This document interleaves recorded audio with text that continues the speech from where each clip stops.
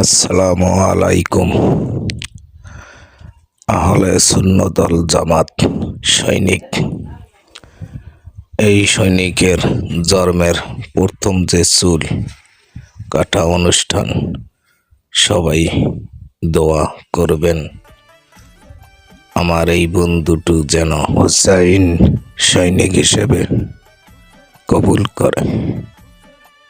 আমিন।